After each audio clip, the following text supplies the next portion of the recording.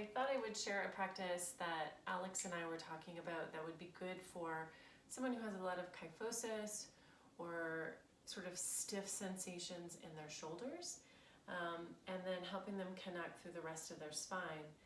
Donna Farhi actually uses this exercise in one of her latest books, and in that it's a rolled, so you need a washcloth, and then I've just taken a rubber band to secure the washcloth so that it doesn't unravel as you're using it. But something so small and subtle really give you an opportunity to attune, to feel. It doesn't need to be an exaggerated thing.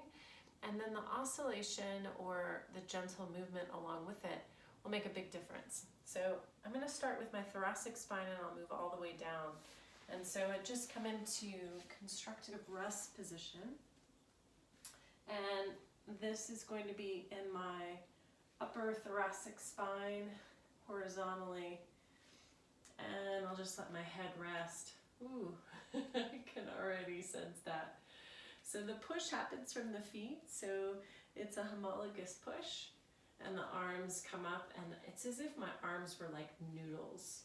And I'm just going to let my arms, as I push my feet, climb overhead in a relatively controlled way, but loose enough to really kind of feel. And I just felt my shoulder kind of pop and settle.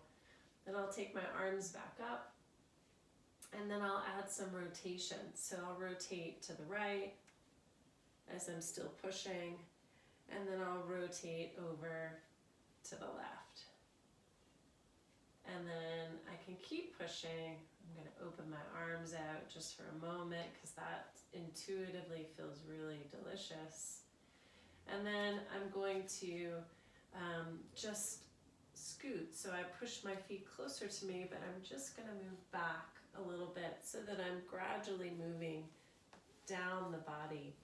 And so here, I'll just take that push again.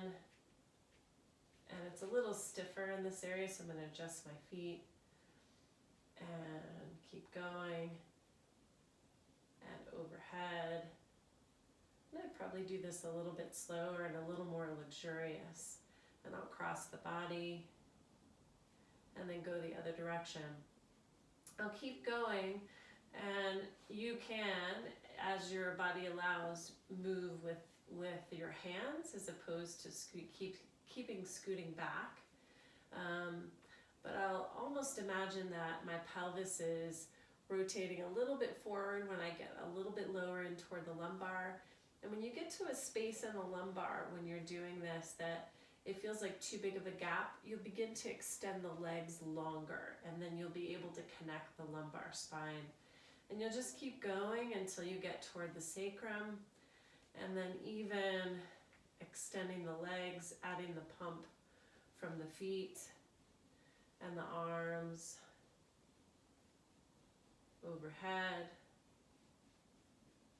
So if you notice, my head's just bobbing, and I'm using the feet as that little push, and the rest of my body oscillates and rebounds, and then I'll just relax and settle for a moment. I feel like my whole body is bubbling and tingling. So there's a sensation of feeling less glued together with the spine and a little bit more unraveled. So I hope that this marriage of feeling a little bit of oscillation and rotation with the flexion and extension is a softening or a hydrating for the psoas, which is that deep muscle that attaches from T12 all the way down to the lesser trochanter, as well as assisting more range of motion in the shoulders. In fact, I might recommend that before you do this exercise that you just check what your flexion and extension is. Do the exercise and then check again your flexion extension. I think you'll find perhaps that there is more or a greater sense of range of motion. And as you know from working together, that is nervous system related, and that we haven't really stretched you out longer, but your body is receiving the movement in such a way that it is increased capacity for the end range of motion.